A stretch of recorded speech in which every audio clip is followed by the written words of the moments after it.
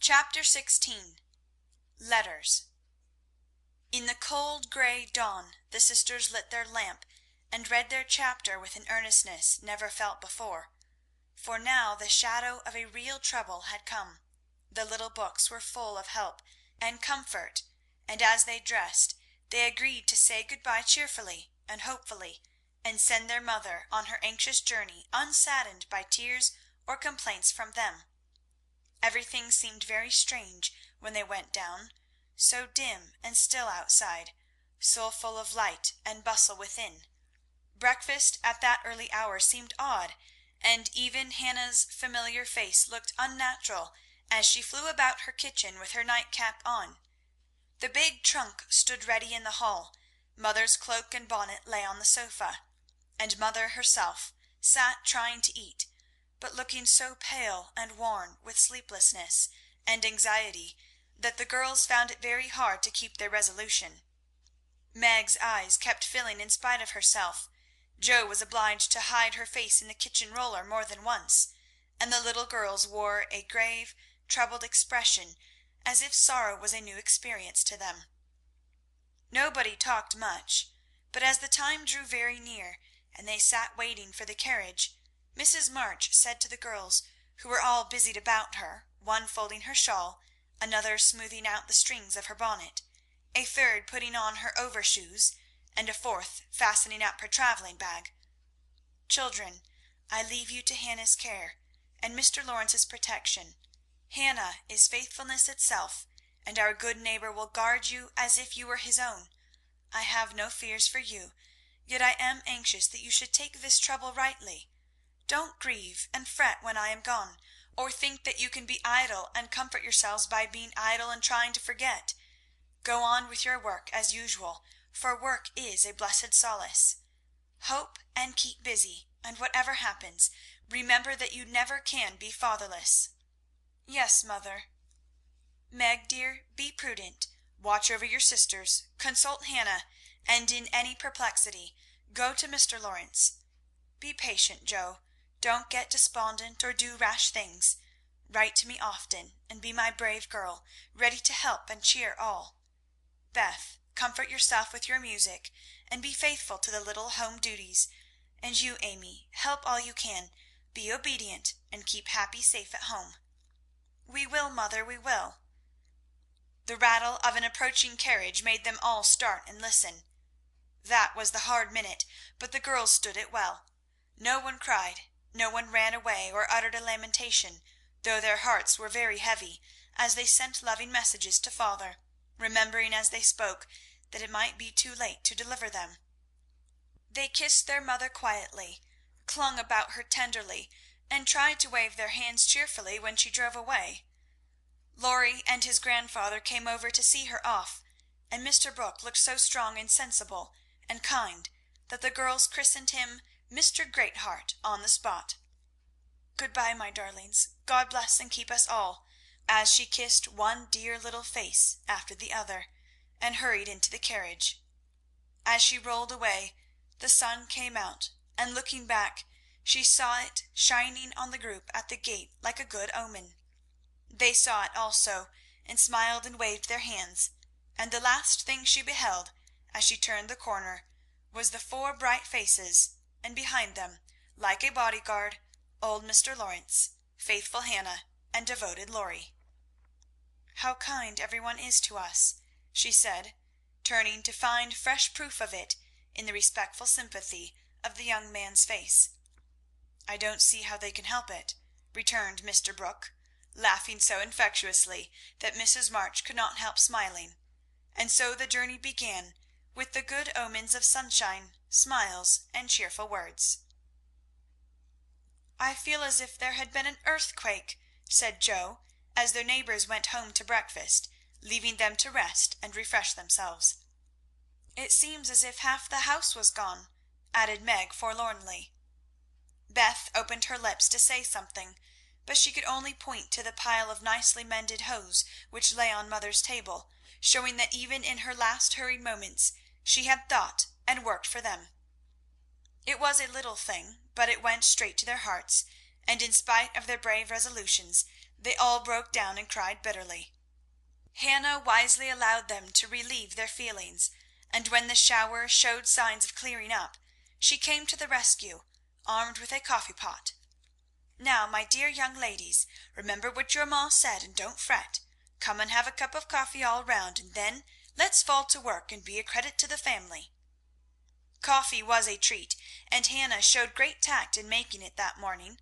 No one could resist her persuasive nods, or the fragrant invitation issuing from the nose of the coffee pot. They drew up to the table, exchanged their handkerchiefs for napkins, and in 10 minutes were all right again. "Hope and keep busy, that's the motto for us, so let's see who will remember it best. I shall go to Aunt March as usual. Oh, won't she lecture, though!" said Jo, as she sipped with returning spirit. "I shall go to my King's, though I'd much rather stay at home and attend to things here," said Meg, wishing she hadn't made her eyes so red. "No need of that. Beth and I can keep house perfectly well," put in Amy, with an important air. "Hannah will tell us what to do, and we'll have everything nice when you come home," added Beth, getting out her mop and dish tub without delay. "I think anxiety is very interesting," observed Amy, eating sugar pensively. The girls couldn't help laughing, and felt better for it, though Meg shook her head at the young lady who could find consolation in a sugar bowl. The sight of the turnovers made Jo sober again, and when the two went out to their daily tasks, they looked sorrowfully back at the window where they were accustomed to see their mother's face. It was gone, but Beth had remembered the little household ceremony, and there she was, nodding away at them like a rosy-faced mandarin.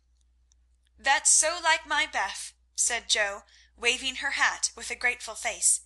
"Good-bye, Meggie. I hope the Kings won't strain to-day.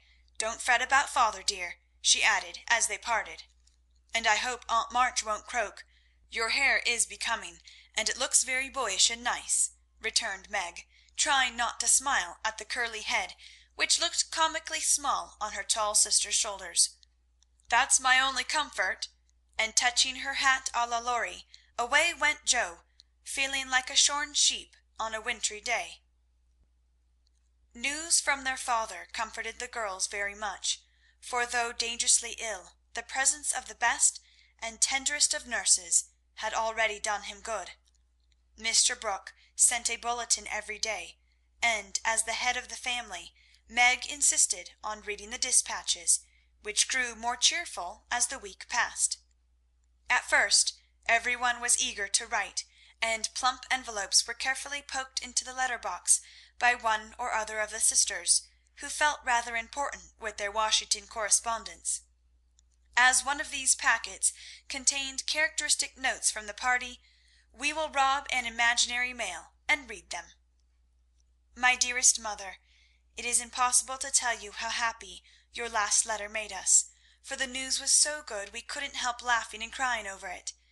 How very kind Mr. Brooke is, and how fortunate that Mr. Lawrence's business detains him near you so long, since he is so useful to you and father. The girls are all as good as gold. Jo helps me with the sewing, and insists on doing all sorts of hard jobs. I should be afraid she might overdo if I didn't know her moral fit wouldn't last long. Beth is as regular about her tasks as a clock, and never forgets what you told her. She grieves about father, and looks sober except when she is at her little piano. Amy minds me nicely, and I take great care of her. She does her own hair, and I am teaching her to make buttonholes and mend her stockings. She tries very hard, and I know you will be pleased with her improvement when you come. Mr. Lawrence watches over us like a motherly old hen, as Jo says, and Laurie is very kind and neighbourly. He and Jo keep us merry, for we get pretty blue sometimes, and feel like orphans, with you so far away. Hannah is a perfect saint. She does not scold at all, and always calls me Miss Margaret, which is quite proper, you know, and treats me with respect. We are all well and busy, but we long day and night to have you back. Give my dearest love to father, and believe me, ever your own, Meg. This note, prettily written on scented paper, was a great contrast to the next, which was scribbled on a big sheet of thin foreign paper ornamented with blots and all manner of flourishes and curly-tailed letters. My precious Marmee, 3 cheers for dear father! Brooke was a trump to telegraph right off, and let us know the minute he was better. I rushed up garret when the letter came, and tried to thank God for being so good to us, but I could only cry and say, I'm glad, I'm glad. Didn't that do as well as a regular prayer? For I felt a great many in my heart. We have such funny times, and now I can enjoy them, for everyone is so desperately good. It's like living in a nest of turtle doves. You'd laugh to see Meg head the table and try to be motherish. She gets prettier every day, and I'm in love with her sometimes. The children are regular archangels, and well, I'm Joe, and never shall be anything else. Oh, I must tell you that I came near having a quarrel with Laurie. I freed my mind about a silly little thing, and he was offended. I was right, but didn't speak as I ought, and he marched home, saying he wouldn't come again till I begged pardon. I declared I wouldn't, and got mad. It lasted all day. I felt bad and wanted you very much. Laurie and I are both so proud, it's hard to beg pardon. But I thought he'd come to it, for I was in the right. He didn't come, and just at night I remembered what you said when Amy fell into the river. I read my little book, felt better, resolved not to let the sun set on my anger, and ran over to tell Laurie I was sorry. I met him at the gate, coming for the same thing. We both laughed, begged each other's pardon, and felt all good and comfortable again. I made a poem yesterday when I was helping Hannah wash, and as father likes my silly little things, I put it in to amuse him. Give him my lovingest hug that ever was, and kiss yourself 12 times for your Topsy-Turvy Joe. A Song from the Suds. Queen of my tub, I merrily sing, while the white foam rises high, and sturdily wash and rinse and wring, and fasten the clothes to dry. Then out in the free, fresh air they swing, under the sunny sky.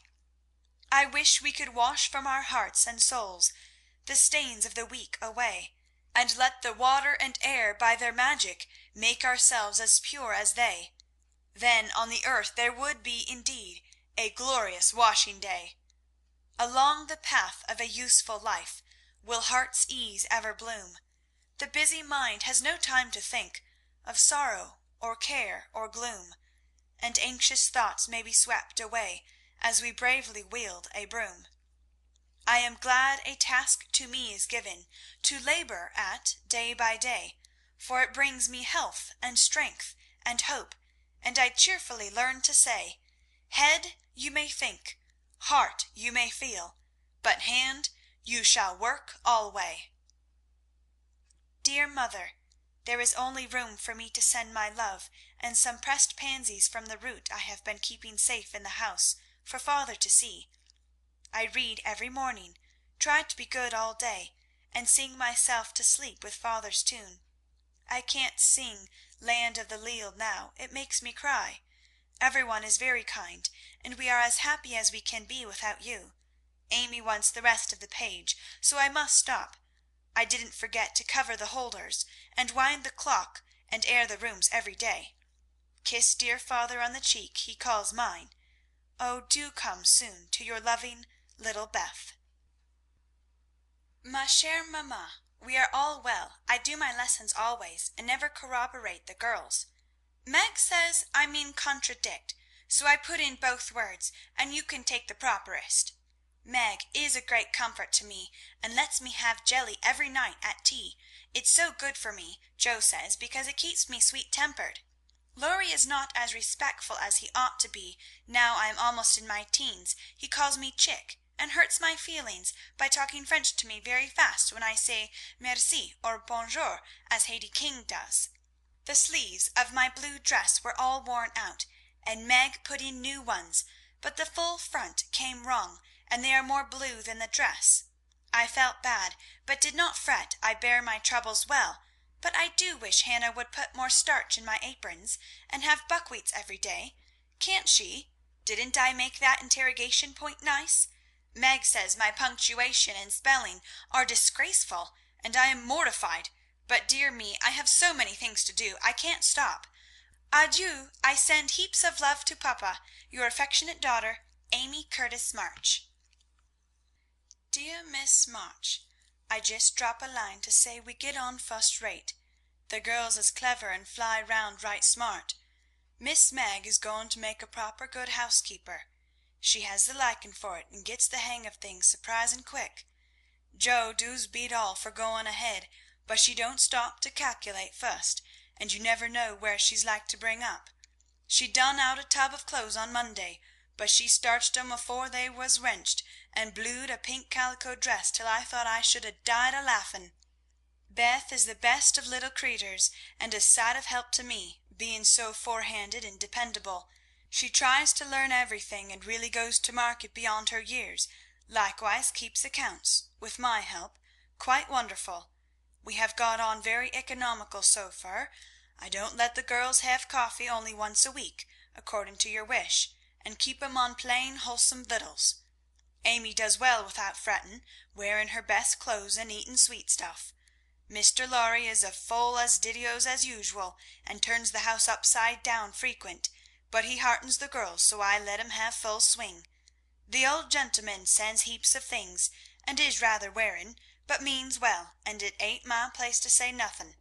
My bread is rise, so no more at this time. I send my duty to Mr. March, and hope he's seen the last of his pneumonia. Yours respectful, Hannah Mollett.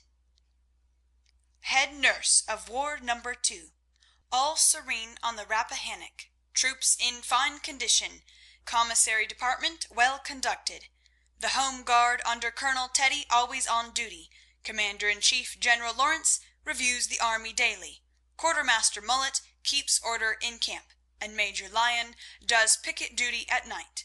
A salute of 24 guns was fired on receipt of good news from Washington, and a dress parade took place at headquarters. Commander-in-Chief sends best wishes, in which he is heartily joined by Colonel Teddy. Dear Madam, the little girls are all well. Beth and my boy report daily. Hannah is a model servant, and guards pretty Meg like a dragon. Glad the fine weather holds. Pray make Brooke useful, and draw on me for funds if expenses exceed your estimate. Don't let your husband want anything. Thank God he is mending. Your sincere friend and servant, James Lawrence. End of chapter 16.